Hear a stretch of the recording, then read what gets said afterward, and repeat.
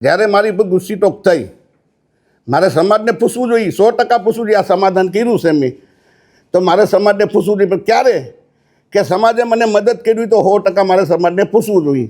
હું જ્યારે જેલમાં ગયો, મારા આખા પરિવારને જેલમાં નાખી દીધા. જેલમાં નાખ્યા પછી સમાજના સૌથી પહેલાં ધોરાજી તાલુકાના યોગેશ પાસે હાથ ઊંચા કરી કે મારે રાજુ સોલંકીને કાંઈ લેવા દેવા નહીં.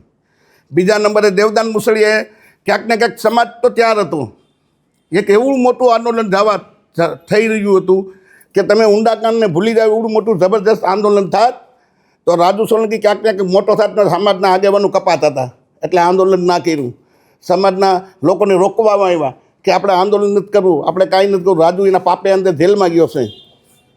મને મદદ ના કરી. મારી ઘરવાળી જાતિને આગેવાનોને પૂછતી કેટલા ભાઈ મારા ઘરવાળાને મારા દીકરાને તમે આખું ગુજરાત જાણે છે કે રાજુ સોલંકી ઉપર ને રાજુ સોલંકીના પરિવાર પર ખોટી ગુસ્સીટોક થઈ છે. આખો સમાજ જાણે છે. પણ ક્યાંક ને ક્યાંક સમાજના આગેવાનું વહીવટી તંત્રએ સેટિંગ કરીને અમને જેલમાં નાખવામાં આવ્યા. અને જેલમાં ગયા પછી સમાજના આગેવાનું જ અમારા જૂનાગઢ ડીવાયએસપીનું સન્માન કરવા હું કામે ગયા હતા ભાઈ તમે? કેમ કે આ જે જૂનાગઢના ડીવાયએસપી સાહેબ છે તમારા સરબંધી થાય છે.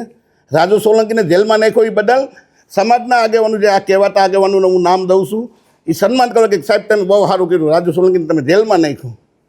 તમે મને મદદ કરી હોત, મારા ઘરવાળાઓને 5 રૂપિયાની મદદ કરી હોત, 5 કિલો બાજરો નાખી હોત તો મારે 100% સમાજના આગેવાનોને પૂછવું પડે કે તમે મને મદદ કરી છે. હું જેલમાં ગયો તો મને જેલમાંથી બહાર કાઢ્યો છે.